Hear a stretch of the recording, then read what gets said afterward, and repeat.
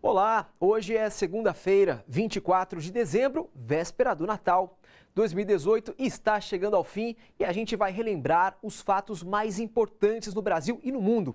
Este ano não foi nada fácil para os brasileiros, que viveram duros retrocessos e enfrentaram muitas crises. Vimos a economia brasileira afundar, a desigualdade aumentar, o desemprego subir rapidamente e um presidente ser julgado e preso sem provas.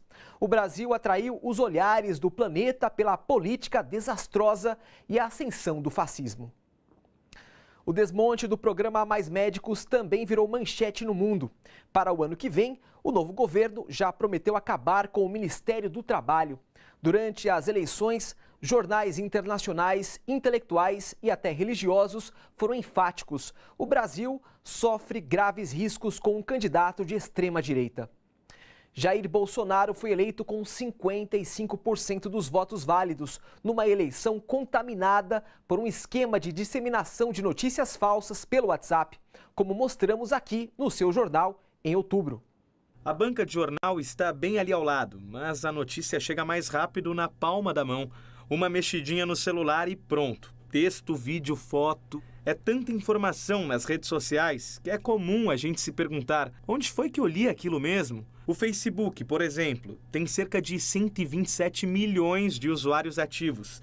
O WhatsApp, o preferido no Brasil para troca de mensagens, tem 120 milhões, segundo o levantamento da própria empresa. O problema é que essa facilidade para compartilhar a informação também fez crescer um fenômeno que coloca em risco a democracia.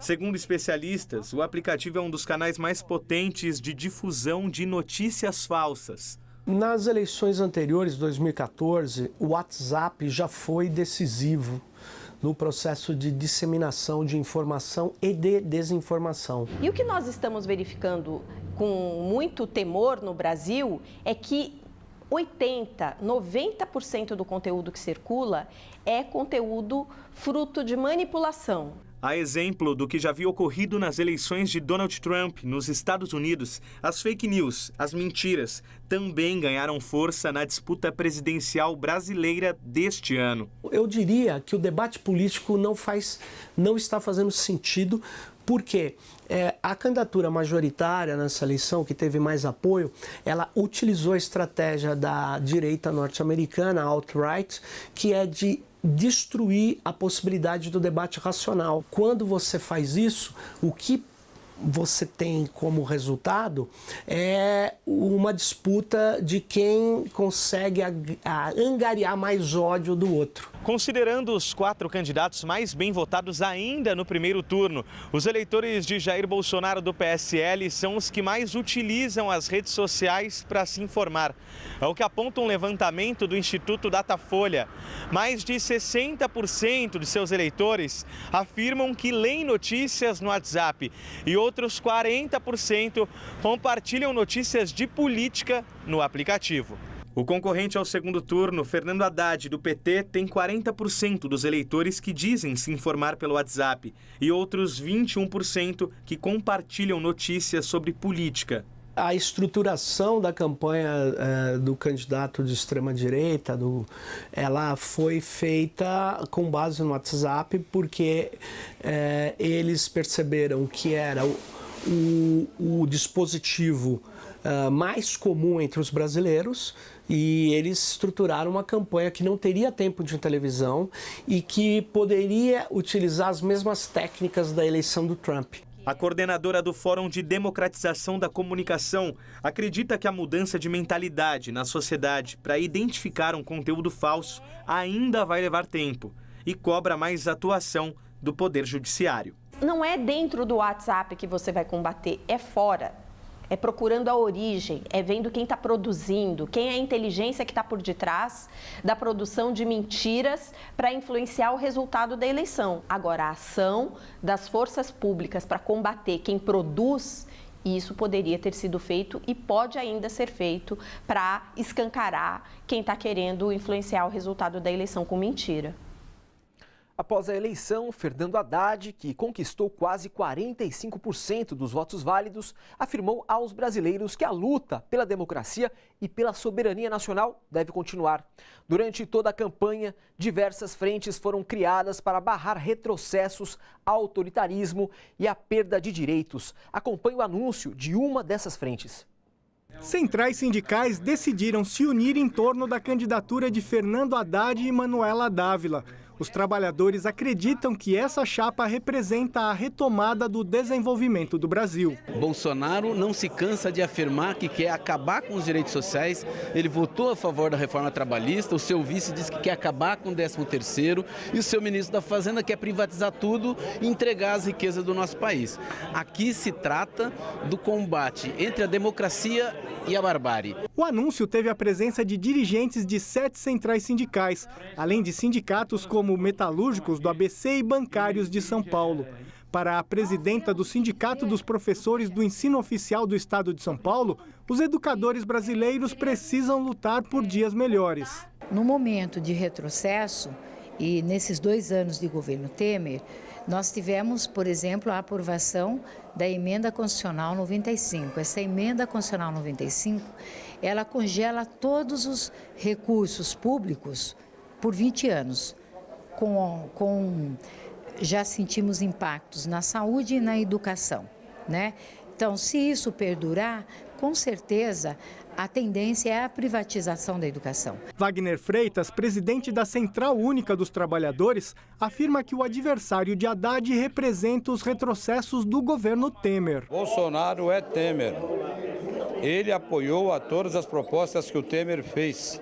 Ele está dizendo que vai fazer uma reforma da Previdência que nós conseguimos barrar no governo Temer. Ele foi contra a legalização da profissão das empregadas domésticas. Ele votou em todas as propostas vindas do Temer que prejudicou os trabalhadores. Contra o 13º, contra as férias, contra a carteira assinada, contra o registro na carteira. Ao acreditar o apoio a Fernando Haddad, nós abrimos uma perspectiva de dar centralidade ao debate de um projeto de desenvolvimento nacional, tendo como centralidade a valorização do trabalho e do trabalhador. Para os dirigentes, a candidatura de Haddad tem um plano de desenvolvimento para o Brasil que a extrema-direita não tem. Nós também queremos um plano nacional, um programa nacional de desenvolvimento, que gere emprego, que traga tecnologia, que dê salário, que aumente a massa salarial dos trabalhadores, porque só assim nós vamos sair da crise. A candidata a vice, Manuela Dávila, agradeceu o apoio e afirmou que as reivindicações dos trabalhadores já são os compromissos da chapa. É motivo de grande alegria esse encontro entre todas as centrais, que representam o conjunto das trabalhadoras e dos trabalhadores do nosso país.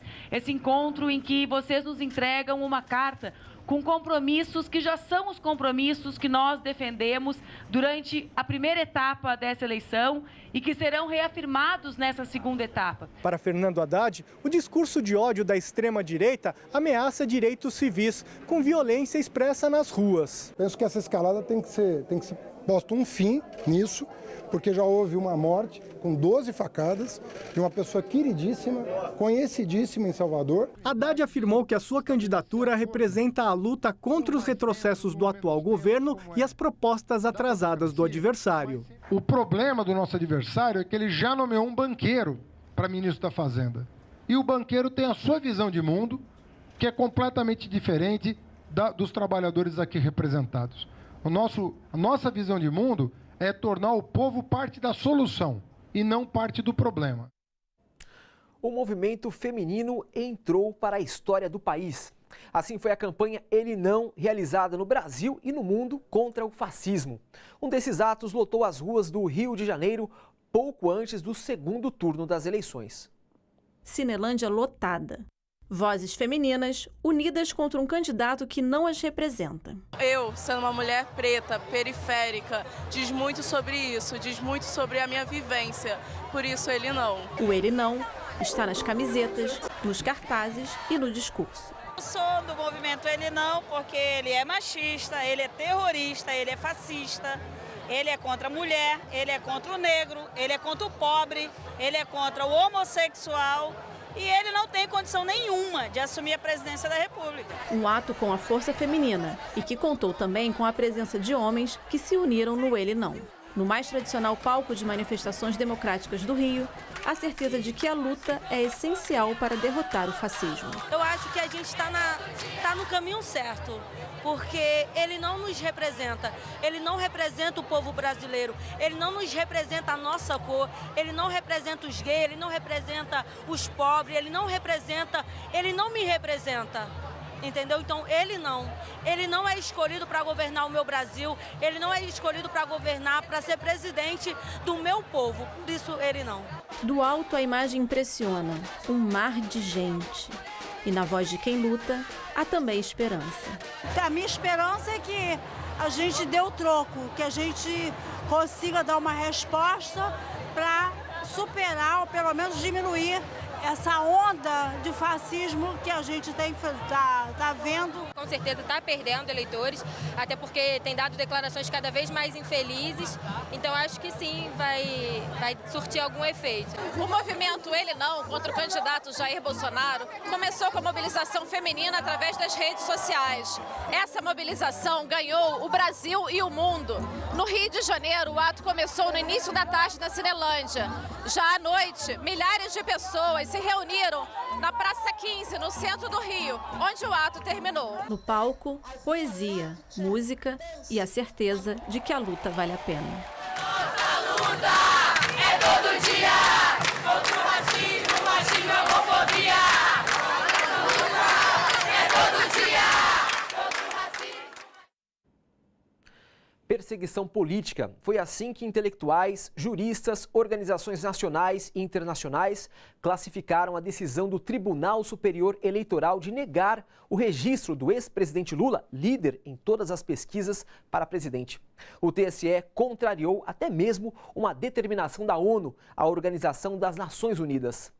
A candidatura de Lula, que muito provavelmente venceria a eleição presidencial, foi formalizada em agosto em Brasília e foi acompanhada de perto por dezenas de milhares de pessoas. Eles começaram a chegar no meio da tarde, em 2, em 10, a centenas, e logo se transformaram em uma verdadeira multidão, marchando na frente do Tribunal Superior Eleitoral. Mais de 50 mil pessoas participaram do ato de registro da candidatura do ex-presidente Lula. Num misto de alegria e emoções, no grito que não cansou de sair da garganta, pessoas de todos os cantos do país, os sem terra do MST, os estudantes, os professores, os petroleiros, o empresário da Paraíba. O povo brasileiro precisa de emprego, precisa de mais investimento em educação, de uma sociedade mais justa, mais fraterna. A aposentada de Brasília. É hora de nós mostrarmos para esses ministros que acabaram de pedir 16, tantos por cento de aumento, que o povo está na miséria, que o povo precisa de saúde, que o povo precisa de educação e que a elite tem que ceder um pouco em favor dos menos favorecidos. É Lula livre já! O camponês do sertão pernambucano. É porque a gente nunca teve uma oportunidade de ter um presidente fazer o que Lula fez. E jamais vai acontecer esse ato, porque Lula é impecável. O registro da candidatura foi uma mera burocracia, realizado pela senadora Gleisi Hoffmann, que preside o partido, acompanhada por Manuela Dávila e Fernando Haddad, que compõem a chapa, mas cujo documento protocola a esperança de milhões de brasileiros. E o ato desta quarta-feira foi histórico. Esta é a primeira vez que o registro de uma candidatura, seja qual for o cargo político, foi acompanhada por milhares de pessoas em uma manifestação de apoio. Fica a esperança agora para que o TSE homologue a candidatura do ex-presidente Lula. Só o Lula pode fazer isso. Ninguém, um homem no mundo, consegue juntar tanta gente e registrar sua candidatura com a massa de trabalhadores aqui presentes. Isso é por causa do Lula, da importância que ele tem, da liderança que ele é. Ele é o nosso candidato, não tem plano B. O registro da candidatura é a primeira coisa. O que tem é que a militância fazer é campanha. Ir para a rua levando o nome de Lula. Ir para a rua levando o nome dos nossos deputados federais e senadores. Não é o Poder Judiciário que vai impedir que o povo possa votar no seu candidato. E o candidato do povo é o Lula e o presidente da República vai ser o Lula. Abril ficou marcado como um mês histórico de luta e resistência pela democracia. Após 2 dias no prédio do Sindicato dos Metalúrgicos do ABC, em São Bernardo do Campo, o ex-presidente Lula decidiu cumprir a ordem judicial de Sérgio Moro e se apresentou espontaneamente na sede da Polícia Federal em Curitiba. Foram dias em que Lula esteve cercado por amigos, artistas, intelectuais, movimentos sindicais, sociais e pelo povo. Milhares de brasileiros passaram a realizar atos, vigílias e mobilizações pelo país exigindo justiça e a liberdade do ex-presidente. Foi aí que o lema Lula Livre ganhou o Brasil e o mundo. No Rio de Janeiro, um festival realizado em julho reuniu mais de 80 mil apoiadores do ex-presidente, entre eles os cantores Chico Buarque, Bete Carvalho e Gilberto Gil. Lula livre na cabeça do povo, nas roupas, nas pipas que voam e na voz das ruas. Ele está preso, é uma grande injustiça, é um grande ataque à democracia. Tudo isso que vem acontecendo há mais de 2 anos é um grande ataque à democracia. Eu sou a favor do movimento Lula Livre, eu sou a favor da democracia, então eu tô aqui para isso, para estar aqui como meu direito de cidadã e como todo mundo aqui, feliz por estar aqui. Ao fundo, Ana Canhas canta o Bêbado e o Equilibrista, e quem assiste fala do sentimento de ver Lula preso. Indignação. Eu acho que o meu sentimento, não só, né? O sentimento de todos os brasileiros que vem perdendo a democracia, né? Vem perdendo seus direitos, vem perdendo a sua dignidade por conta desse governo golpista aí que a cada dia tem massacrado a gente. Acho que esse é o sentimento. Nos bastidores, geração unida. Filha, neta e bisneta do ex-presidente Lula. Sentimento de esperança e agradecimento. É muito importante que a gente continue fazendo essas ações, que a gente continue defendendo o Lula, que a gente consiga que as pessoas tomem consciência que o Lula é inocente, porque é muito triste um homem de 72 anos, inocente, estar privado do convívio com a coisa que ele mais gosta de fazer, que é a política, o contato com as pessoas que ele mais ama, que é o povo, e a convivência com os filhos, netos e bisneta, né? Então esse ato pra gente simboliza muita força, muito carinho e Lula livre. No palco, artistas cantam pela democracia e se unem às mais de 80 mil pessoas aqui nos Arcos da Lapa por Lula livre. Ficar no Lula livre ou lutar pelo Brasil. É isso, gente! Lula livre! A noite avança e, na voz de Bete Carvalho, destaque para a união da esquerda e para a canção que pede Lula livre. Ela ia ficar muito feliz de ver essa esquerda unida, né, gente? Oh, demorou, hein? Esquerda unida! O povo quer, o povo decide, o povo diz: nós queremos Lula no país. No encontro dos gigantes da MPB, Gilberto Gil e Chico Buarque emocionam com o Cálice. Afasta de mim esse cálice. Afasta de mim esse cálice. Afasta de mim esse cálice. Tinto de sangue. Afasta de mim esse cálice. Afasta de mim esse cálice. Afasta de mim esse cálice de vinho tinto de sangue.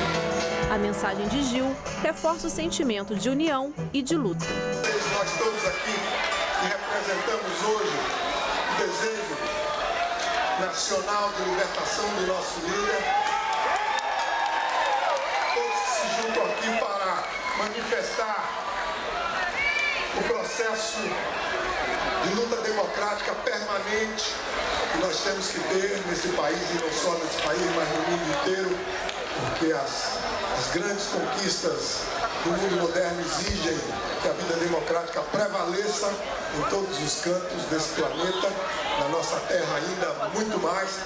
Portanto, viva a democracia, Lula livre. A festa pela democracia acaba, mas a esperança de ver Lula livre continua no grito do povo.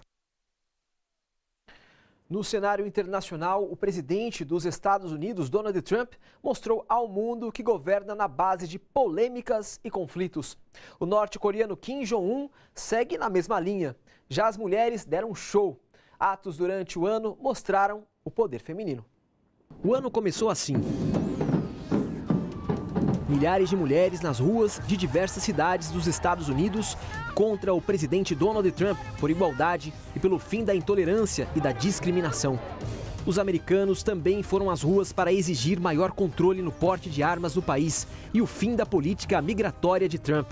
A tolerância zero do republicano separou crianças dos pais que tentavam entrar ilegalmente no país. E esse mar de gente? Uma caravana com milhares de imigrantes da América Central partiu rumo ao território americano. O direitista Donald Trump protagonizou outras polêmicas, abandonou o acordo nuclear com o Irã e sobretaxou a importação de aço, alumínio e produtos chineses. A decisão provocou retaliações. Já o encontro do republicano com o líder norte-coreano Kim Jong-un entrou para a história. O resultado da reunião foi a desnuclearização da Coreia do Norte. Kim Jong-un também atraiu os holofotes. Ele se encontrou com o presidente sul-coreano Moon Jae-in após as duas Coreias entrarem juntas na abertura dos Jogos Olímpicos de Inverno. Na Turquia, um mistério: o desaparecimento do jornalista saudita Jamal Khashoggi. Após semanas, o fim do caso. Ele foi assassinado dentro do consulado de seu país em Istambul. O maior suspeito de mandar matar o jornalista é o príncipe saudita. Na Inglaterra, ONG britânica Oxfam é investigada por denúncias de abuso sexual e a empresa Cambridge Analytica por usar dados pessoais de usuários do Facebook e ajudar na campanha para eleger Donald Trump.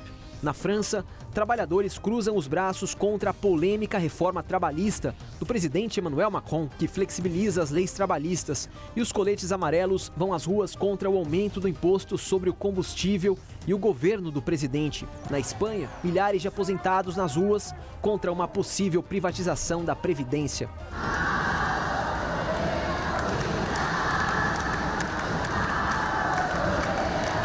A legalização do aborto em pauta. Após muita pressão, Argentina e Irlanda aprovam a descriminalização do aborto. No Vaticano, justiça. Papa Francisco expulsa padre chileno por pedofilia. Enquanto nos Estados Unidos, mais de 300 sacerdotes são investigados por abuso sexual. Da Tailândia vem um time de guerreiros. 12 jovens e o técnico da equipe de futebol, Javalis Selvagens, ficam mais de 2 semanas presos em uma caverna no norte do país. Uma forte chuva inundou o local, impedindo que o grupo saísse de lá. Aquecimento global? O tempo provocou estragos pelo mundo. No Japão, fortes chuvas e calor, muito calor. Na Europa, mais alerta vermelho para as altas temperaturas. Nos Estados Unidos, furacão Michael mata pelo menos 30 pessoas e incêndios florestais assolam a Califórnia. Foi o pior incêndio da história do estado americano. De volta ao Brasil, olha só que contradição. Enquanto a maioria das famílias brasileiras vive com menos de um salário mínimo por mês, juízes que recebem mais de R$25 mil mensais passaram o ano brigando para manter o auxílio moradia. O benefício de mais de R$4 mil é concedido todo mês. Movimentos sociais e pessoas que não têm onde morar protestaram em diversas cidades do país contra o auxílio moradia dado aos magistrados. Uma dessas manifestações foi realizada em março, no centro de São Paulo. Trabalhadores sem teto protestaram em frente ao Tribunal de Justiça de São Paulo contra o que consideram um privilégio absurdo: o auxílio moradia de R$ 4.300 para os juízes, que já têm um piso salarial alto, que varia de R$ 22.000 a R$ 27.500, dependendo do estado. Eu me sinto indignada pelo fato de ver tantas famílias que ganham um salário mínimo, não conseguem comer, são reentregados quase todos os dias da cidade de São Paulo, sendo que esse dinheiro podia ser transformado em moradia popular. Os juízes no Brasil já ganham o suficiente gente, né, para não precisar desse privilégio, desse benefício, né, e ter aí, vamos dizer assim, incorporado ao seu salário, né, 4,3 mil reais, enquanto a gente tem, né, milhares de famílias no Brasil que não tem teto para morar, é uma imoralidade. Né? Se a gente trabalha lá 20, 30 anos pagando nossos impostos para que a gente possa ter o nosso direito, não tem.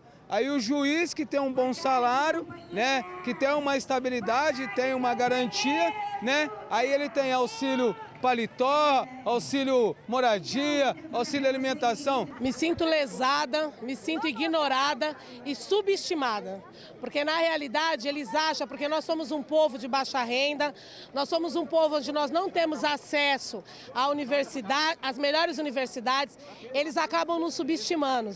Eu sinto que de uma forma bem sutil, ele está nos chamando de burra, essa é a expressão, porque quando a gente sabe que existe esse direito e a gente não luta e a gente não faz valer por esse direito, de uma certa forma nós estamos sendo coniventes com isso. E nós estamos aqui hoje exatamente por esse motivo, para não ser conivente com esse assassinato dos nossos direitos. Segundo os organizadores do ato, o auxílio moradia é pago a juízes federais, estaduais, do trabalho e procuradores da República e custa 1 bilhão e 100 milhões de reais ao ano para os cofres públicos. Só o valor desse auxílio é maior que a média salarial dos trabalhadores brasileiros em 2017, que era de R$ 2.150. Ao invés de gastar esse dinheiro com os magistrados, os manifestantes sugerem outros usos. Daria para fazer por ano, por cima, 1.000 casas, 1.000 apartamentos, que atenderia muito mais de 4 mil pessoas. A gente acha um absurdo esse tipo de auxílio moradia, de auxílio habitação, auxílio aluguel, de R$ 400 ou de R$ 300 oferecidos pela prefeitura quando a família é despejada ou quando está numa situação de risco, enquanto os juízes recebem R$ 4,3 mil e não precisam desse auxílio, né? Quando você tem uma moradia e você tem um lugar para descansar, você consegue lutar pelas outras questões. Então, se eles começassem construindo moradia popular, eu confesso que não ia solucionar o nosso problema, mas ia amenizar bastante. Então, em cima disso, a gente ia conseguir outras questões, né? Como estudo para os nossos filhos. Quando você não paga aluguel, você consegue investir num estudo melhor. Quando você não paga aluguel, você consegue uma melhor alimentação para os seus filhos. E isso tudo está dentro da Constituição, faz parte dos nossos direitos. Mas devido a esse assassinato que os nossos direitos estão sofrendo, eu falo todos os dias, daqui para frente, tudo que nós conseguirmos vai ser assim. A meio a fogo e ferro. É luta travada. 10 dias que pararam o Brasil. Esse foi o tempo que durou a greve dos caminhoneiros contra os constantes aumentos no preço do óleo diesel. O responsável pela política desastrosa que fez os preços dos combustíveis e do gás de cozinha explodirem tem nome e sobrenome: Pedro Parente, que pediu demissão do cargo. E sabe qual foi a atitude do governo Temer após o fim das paralisações? Aumentar o preço da gasolina nas refinarias. Em maio, nós mostramos a indignação dos brasileiros com a medida. Há 4 dias, o combustível do carro da professora Cristina estava assim, na reserva. Hoje de manhã, após 45 minutos na fila, ela conseguiu abastecer o carro neste posto em São Bernardo do Campo e ficou indignada com o aumento do preço da gasolina nas refinarias a partir de hoje, após tantos protestos e paralisações. Se todo mundo se unisse, com certeza a gente não pagaria o valor que a gente paga hoje no combustível. Uma greve geral. Uma greve geral, com tudo. O professor, né, que eu sou professora, então o professor, todas as categorias. Uma greve geral para que tivesse uma resolução disso. O governo elevou o preço do litro da gasolina em 0,74% nas refinarias. Há quase um ano, o presidente da Petrobras, Pedro Parente, adotou a política de preços do mercado internacional. Os preços dos combustíveis e do gás de cozinha dispararam, com reajustes até diários. Em maio, foram anunciadas 13 altas e 6 quedas nas refinarias. Mas quando há redução, ela quase nunca chega na bomba. A dívida que a Petrobras teve, não foi nós que causamos, foi os políticos. Por que o pessoal não corre atrás de quem recebeu aquela bela propina? Por que a gente tem que pagar esse tipo de coisa? Infelizmente, o povo brasileiro é burro, porque o povo brasileiro tem o poder na mão, só que não age. Desde o início desta política de preços adotada pela Petrobras em julho do ano passado, o preço da gasolina comercializado nas refinarias teve um aumento de quase 50% e no diesel chegou a 55%. O professor de economia da PUC alerta que essa política de preços dos combustíveis, adotada pelo governo Temer, só beneficia as empresas internacionais. Isso é vergonhoso de um lado, mas de um outro lado é coerente, né? Com um governo que está vendendo as terras do Brasil ao estrangeiro, que está entregando petróleo, que está adotando uma política simplesmente de subserviência, digamos, internacional, em vez de se preocupar com o desenvolvimento do país. No momento que a gente precisaria, pelo contrário, internalizar esses recursos para sair da crise na qual eles nos meteram, né? O economista afirma que o Brasil é autossuficiente na produção e no refino dos combustíveis. O problema é que o governo Temer exporta o petróleo cru para os Estados Unidos e compra o combustível refinado num preço muito mais alto. Nós saímos do sistema de partilha que era muito coerente, ou seja, você tinha contratos que você fazia com grupos internacionais, mas a propriedade do petróleo continuava nacional e dentro da lei você tinha um sistema que os lucros gerados por esse petróleo incidiriam para expandir a área de saúde e de educação. E ela está sendo desconstruída no seu conjunto. Nós temos as refinarias que estão paradas em grande parte, estão desempregando. Não dá para entender. Nós vamos pagar a conta. É na eleição que a gente vai ter que mudar isso daí. Depois do intervalo, a execução da vereadora Marielle Franco, um crime que deixou os brasileiros perplexos. O seu jornal volta já.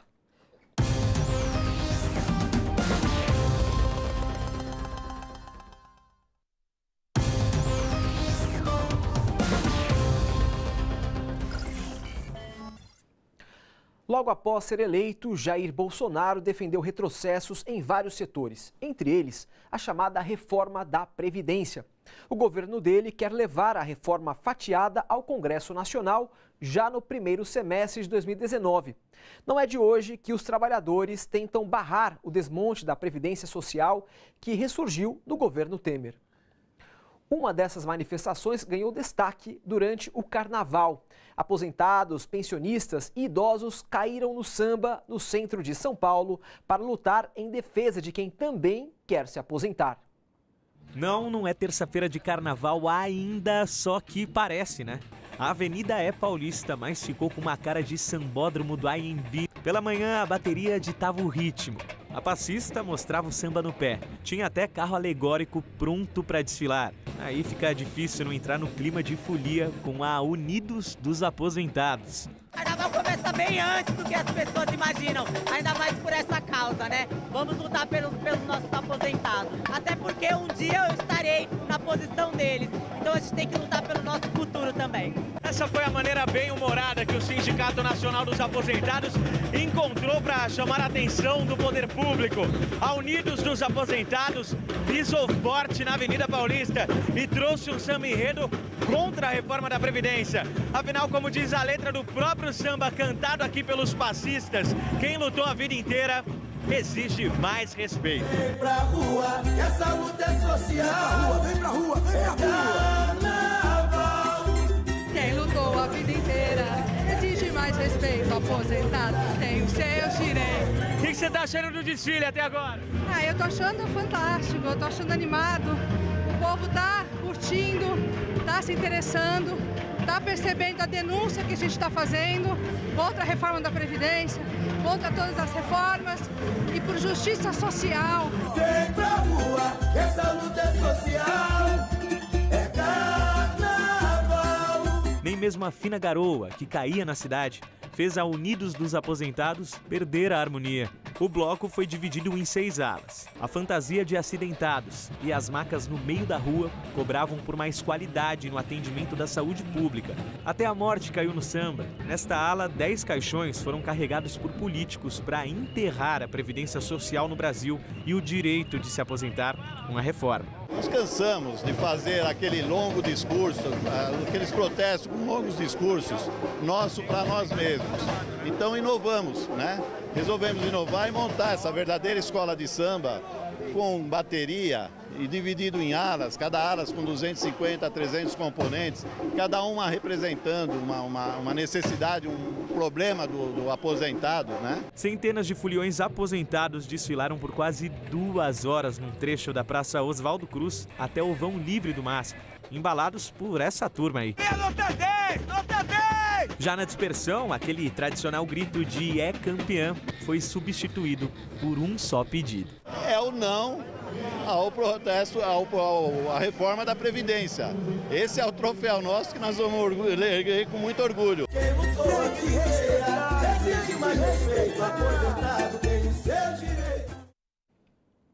A intervenção federal no Rio de Janeiro, que vale até o dia 31 de dezembro, ficou marcada pelo desrespeito ao povo pobre.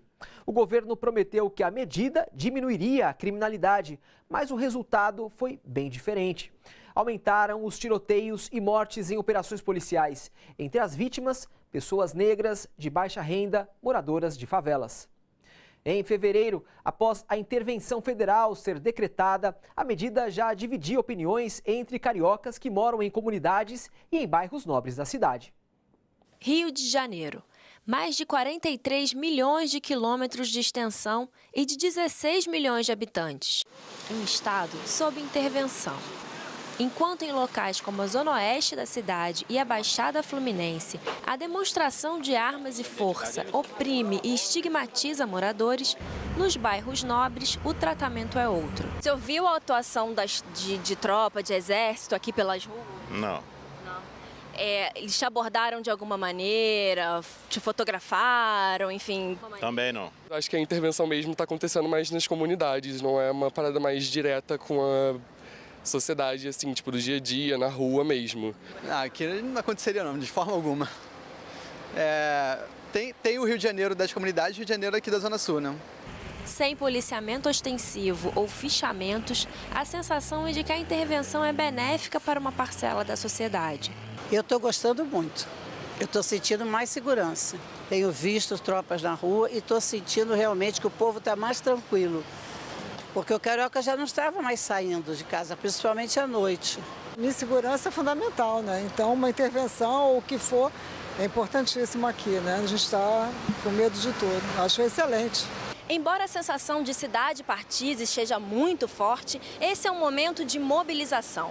Pelo menos é o que dizem os movimentos sociais e sindicais, que se articulam para discutir as causas e as consequências da intervenção na segurança do Estado. É mobilização e muito diálogo. Nós temos que conversar muito. As entidades, as centrais sindicais, sindicatos têm uma responsabilidade, que é chamar as pessoas e fazer o debate, e promover o debate. Boa parte das pessoas é a favor dessa intervenção absurda porque ninguém conversou, ninguém foi fazer o diálogo, ninguém foi fazer o debate com essas pessoas. Então isso é apresentado pela mídia e não tem contraponto, pela grande mídia, né? Na qual é necessário fazer recortes como de classe, raça e gênero. Não vão prender bandido, vão matar pretos. Racismo, capitalismo, machismo, é tudo isso em cima da gente. Isso é uma guerra, né? Mas é uma guerra que não é com o exército.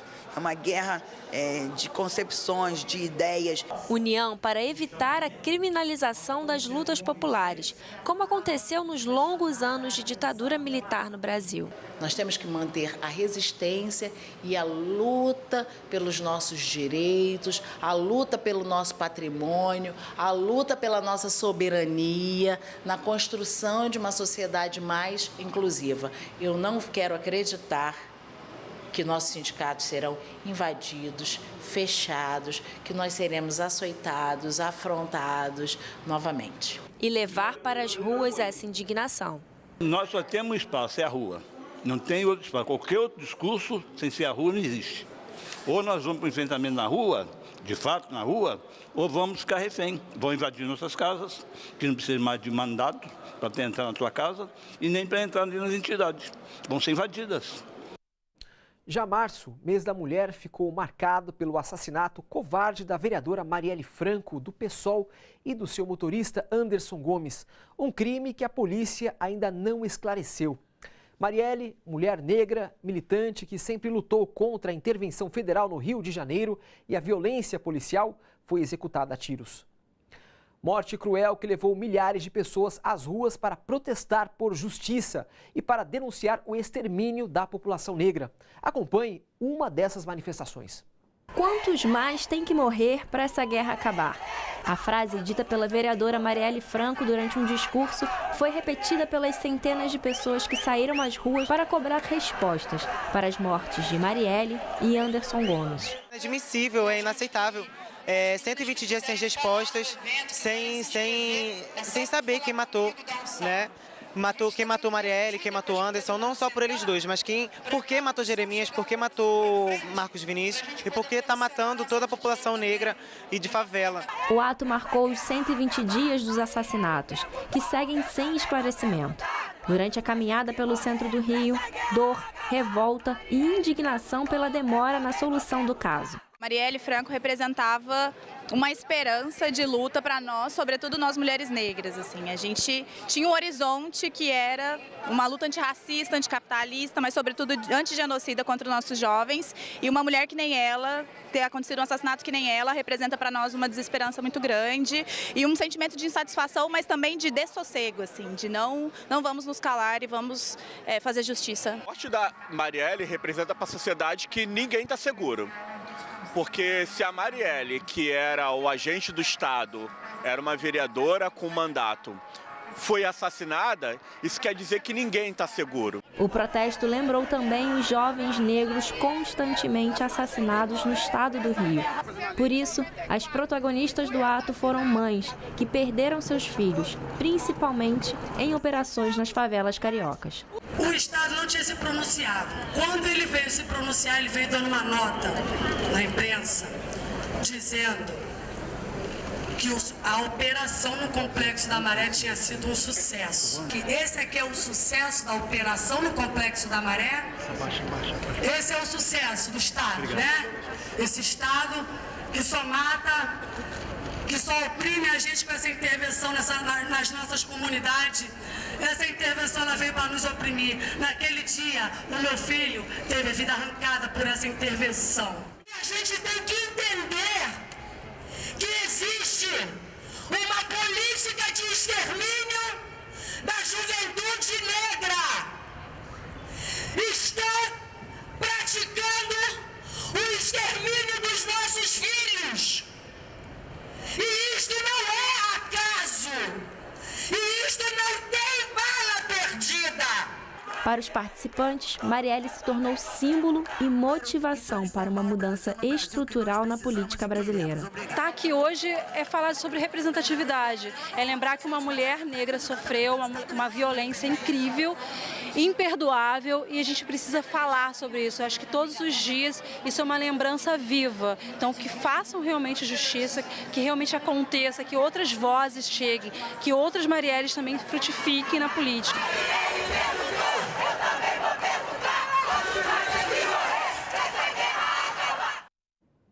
O Museu Nacional do Rio de Janeiro recebeu R$800 mil do governo alemão para a recuperação do que foi destruído em um incêndio em setembro. Mais de 1.500 peças do acervo já foram recuperadas dos escombros. Até hoje, não se sabe o que causou o fogo que transformou mais de 200 anos de história em cinzas. Acompanhe como foi essa perda irrecuperável para o Brasil.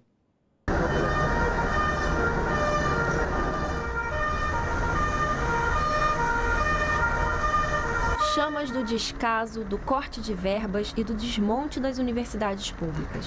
Fogo que apaga séculos de pesquisa e registros da nossa história.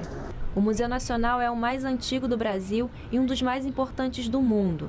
Um acervo montado ao longo de 200 anos, com peças raras como esqueletos de animais pré-históricos e múmias. Era lá que estava também Luzia, o mais antigo fóssil humano encontrado nas Américas. Mais de 20 milhões de itens de biologia, paleontologia, botânica, arqueologia e geologia. Tudo isso consumido pelas chamas. Resultado de anos de uma indiferença agravada pela aprovação da Emenda Constitucional 95. Tem um olhar diferenciado do governo federal para essa instituição que é a gênese do nosso país. É isso aqui é a gênese do teu país, do meu.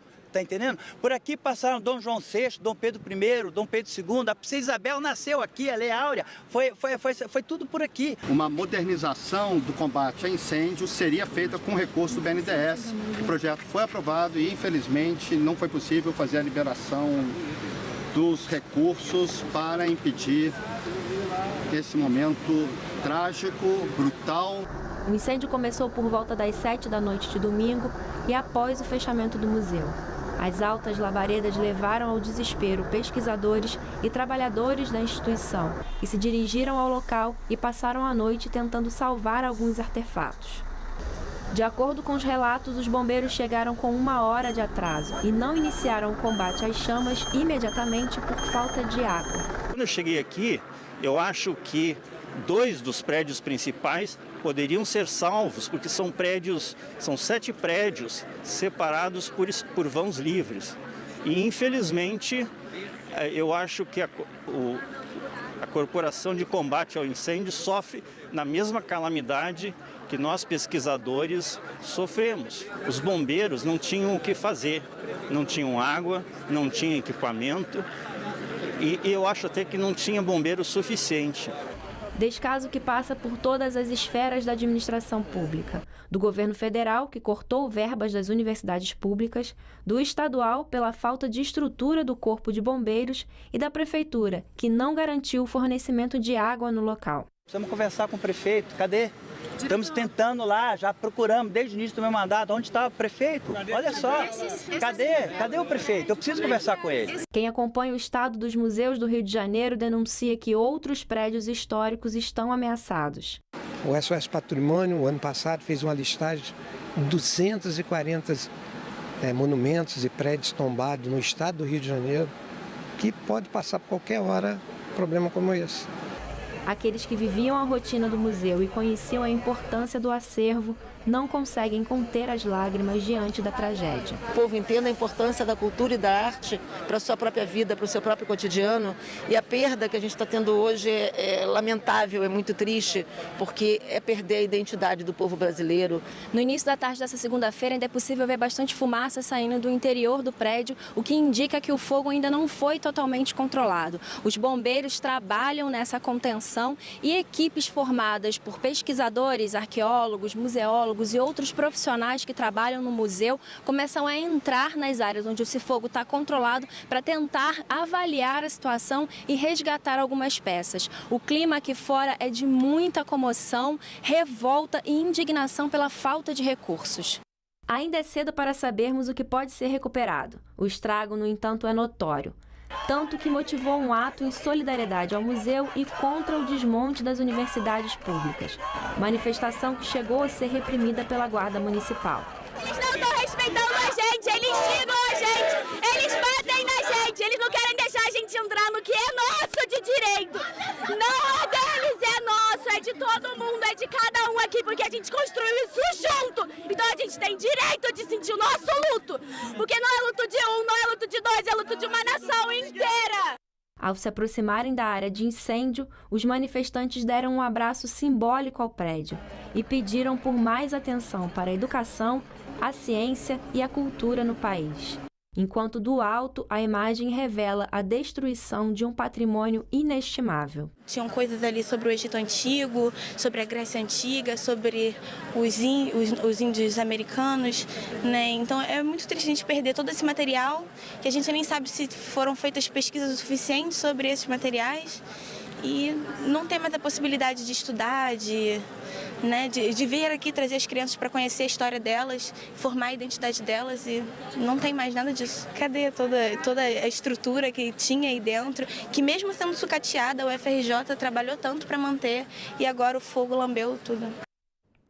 Os prédios desocupados nos centros das cidades muitas vezes acabam virando lar para pessoas de baixa renda que não têm para onde ir.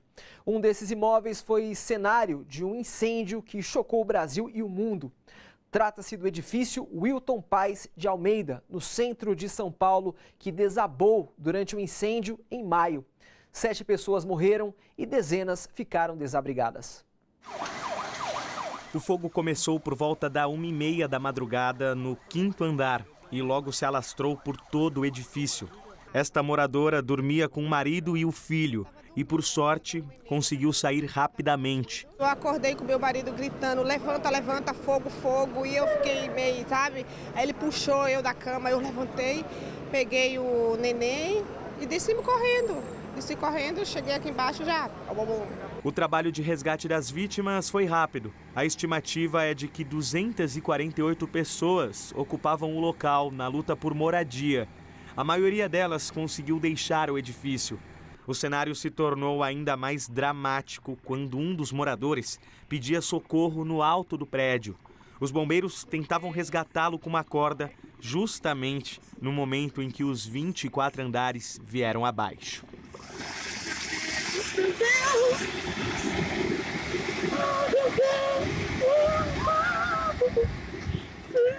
Pela manhã, ainda era possível observar uma forte fumaça saindo dos escombros. As buscas só tiveram início por volta de 11h30, após os bombeiros apagarem os focos de incêndio.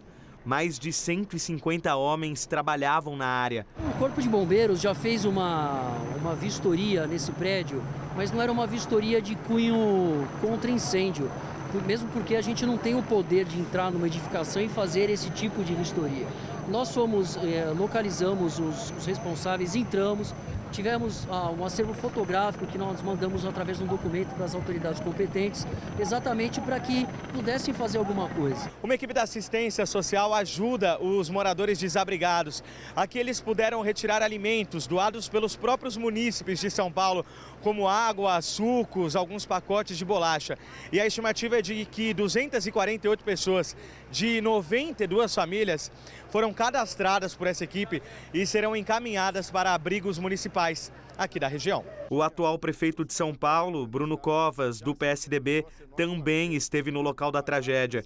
Ele afirmou que a prefeitura já tinha alertado os moradores dos riscos que a ocupação sofria e que mais de 150 famílias do prédio estavam cadastradas pela Secretaria de Habitação. Só neste ano, de fevereiro para cá, foram 6 reuniões que nós fizemos com essas famílias, alertando destes riscos. A gente tinha uma ação em andamento com o governo federal para receber esta propriedade. Construído entre 1961 e 68, o edifício Wilton Paes de Almeida havia sido tombado no início da década de 90 por ser de interesse histórico, arquitetônico e paisagístico. Também foi usado como sede do INSS e da Polícia Federal. 50 anos depois da sua construção, toda essa história virou cinzas. Perdi tudo que eu tinha, né, cara? Porra. Felizmente, numa situação dessa, não só eu, como todas as famílias, perdeu tudo. Existe muita ocupação aí em situações precárias e o Estado não chega para poder legalizar e nem ajudar. Espera primeiro acontecer isso aí. Lideranças de movimentos sociais se reuniram na região e rebateram os argumentos apresentados pela prefeitura. É um prédio do governo federal que já estava há anos, né, ocupado por famílias em condições precárias, né? E o governo simplesmente paralisou os programas habitacionais, paralisou o programa Minha Casa Minha Vida. Não há programas de locação social, ou programa de moradia no centro há muito tempo. Agora é recomeçar tudo de novo. Ainda em São Paulo, durante a campanha eleitoral de 2016, o tucano João Dória garantiu que ficaria 4 anos na prefeitura se fosse eleito. Mas nós vimos que ele descumpriu essa promessa e se candidatou ao governo do estado. Após se aliar a Jair Bolsonaro, o tucano foi eleito com um pouco mais de 51% dos votos. João Dória já estava envolvido na disputa pela indicação a candidato a governador pelo PSDB no começo do ano. Acompanhe. Eu sou candidato a prefeito da cidade de São Paulo. Me preparei para ser prefeito e serei prefeito por 4 anos. João Dória fez a promessa, mas não pretende cumpri-la. Depois de desistir de ser candidato a presidente da República, agora ele quer concorrer ao governo do estado de São Paulo. Para isso, precisará renunciar à prefeitura.